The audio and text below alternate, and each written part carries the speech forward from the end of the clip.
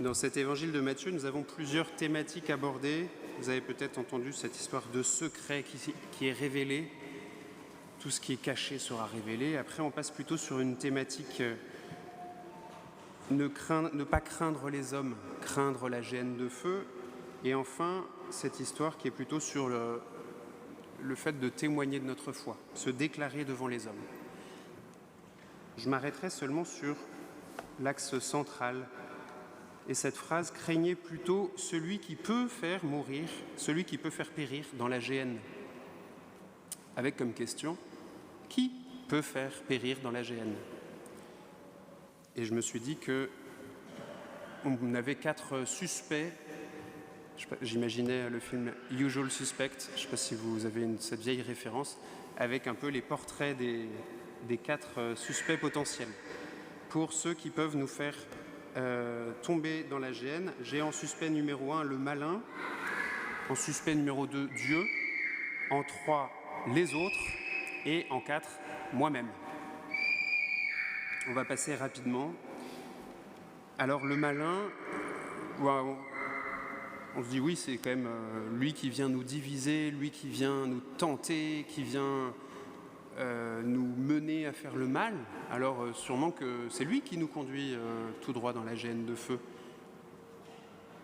En tout cas, ça nous paraît logique de lui attribuer le mauvais rôle. Précisément, c'est le diable, c'est le malin, c'est le diviseur, le tentateur. Mais précisément, il est vaincu. Depuis la mort et la résurrection de Jésus-Christ, il est vaincu. Alors certes, il a encore un peu de prise, il peut encore nous tenter, tout ça, mais ce n'est pas lui qui va décider de nous faire périr ou non dans cette géhenne de feu. Ça, c'est sûr, c'est confessé par l'Église, c'est affirmé par le Christ. Bon, donc, premier suspect, certes, il peut nous amener à faire de mauvaises choses, mais en tant que tel, précisément l'acte de rentrer dans la géhenne de feu, c'est pas lui. Alors Dieu peut-être, Dieu en tant qu'il est juge, et qu'il regarde nos âmes au soir de notre vie, et qui, la jugeant trop légère, se dit, hop là, c'est parti pour la géhenne. Ça ferait de Dieu un personnage un peu dur. Or, il n'arrête pas de nous affirmer son amour, sa miséricorde, la volonté de nous pardonner. Alors, même si dans cet évangile, il nous dit que pas un seul ne tombe à terre de ces 2 moineaux. Même la vie d'un moineau est connue de Dieu. Dieu est attentif à toutes les vies. Ça ne veut pas dire pour autant que c'est lui qui va nous condamner. En tout cas, ce n'est pas lui qui nous pousse dans la géhenne de feu. On pense que Dieu, il est tout amour et il est aussi toute justice. Ce serait quand même bizarre de croire en un Dieu qui n'est pas juste. En fait, on ne saurait plus comment faire, Donc Dieu est toute justice, alors il constate ce qui se passe dans nos cœurs. Il constate les décisions que nous posons. Si nous avons flanché à la tentation du diable, si nous avons choisi d'aimer. Alors, peut-être, avant de tomber sur le suspect qui serait nous-mêmes, passons par le suspect les autres, parce que les autres, c'est vachement pratique, pour repousser toute la charge. Un problème, c'est quand même souvent ça. D'ailleurs, l'enfer, c'est les autres, nous dit Sartre. Et voilà, et en plus, certes, parfois, c'est parce que je ne veux pas regarder mon propre péché, que je vais repousser un peu la faute en disant oui, mais quand même, il exagère. Mais il y a d'autres cas où vraiment l'autre peut me blesser, peut tellement me blesser que j'en porte une cicatrice toute ma vie, que cette cicatrice peut m'empêcher moi-même d'aimer, on sait qu'il y a des choses qui marquent et qui rendent la vie difficile. Mais précisément, si Dieu est tout amour et qu'il est aussi toute sagesse, il sait bien ça. Dieu, il scrute nos cœurs.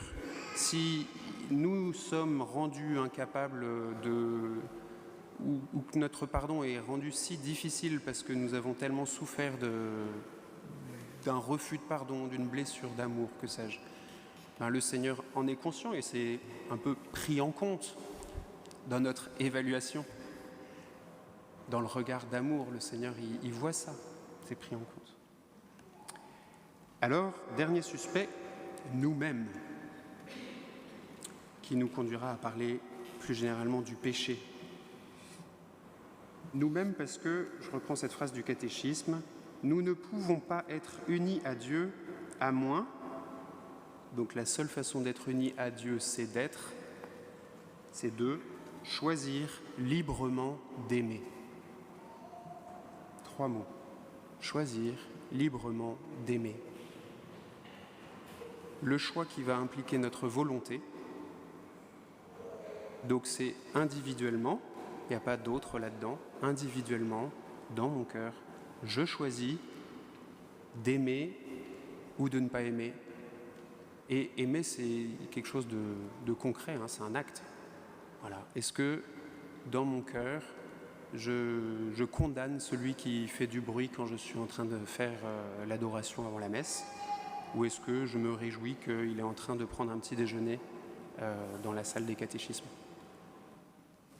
Ça se joue à ça, hein, voilà, je suis en train de... Exemple concret qui a lieu il y a moins d'1 heure. Je suis en train d'adorer, de prier, j'aimerais qu'il y ait du silence, mais en l'occurrence, il y a de la vie, il y a de la joie, parce qu'il y a un petit déjeuner proposé aux gens de la rue. Voilà. Est-ce que dans mon cœur, je choisis de bougonner, ou est-ce que je choisis de me dire, mais c'est beau, et il y a aussi une expression d'amour, et il y a peut-être même plus d'expression d'amour dans cette charité donnée, dans ce temps donné, dans ce moment partagé avec des gens qui en ont tellement besoin. Choisir librement d'aimer. Je pensais à 2 exemples pour illustrer ce choix d'amour. Alors vous avez compris que dans cette recherche du suspect idéal, je pense que nous avons beaucoup à faire là-dedans. Le Seigneur nous attend particulièrement dans l'amour. C'est à l'amour que nous aurons les uns pour les autres que nous serons jugés.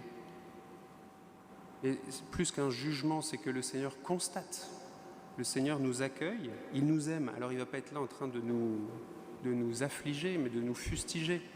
Mais on arrive devant lui, il se montre à nous, lui qui est toute lumière, et c'est à nous d'aller vers lui, c'est à nous d'accepter, de reconnaître nos fautes, d'accepter son amour et d'y aller malgré nos pauvretés, malgré la laideur de notre péché qui sera rendue d'autant plus visible que cette lumière d'amour sera crue et puissante.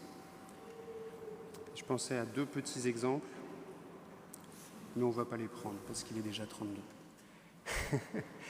Donc voilà, il faut simplement, et je pense que le lieu de l'exercice, en fait, comment est-ce que je m'entraîne? Comment est-ce que je peux être prêt au jour de ma mort devant le Dieu tout-puissant, tout amour et toute lumière, comment puis-je être prêt à accepter, à supporter cette lumière et à aller vers elle? Eh bien, il y a un lieu qui est institué dans l'Église, c'est le confessionnal. Au confessionnal, je reconnais mes fautes. Je m'habitue, je prends le pli de me dire oui, le Seigneur m'aime tellement qu'il prend mes fautes, qu'il les porte sur sa croix, qu'il m'en libère.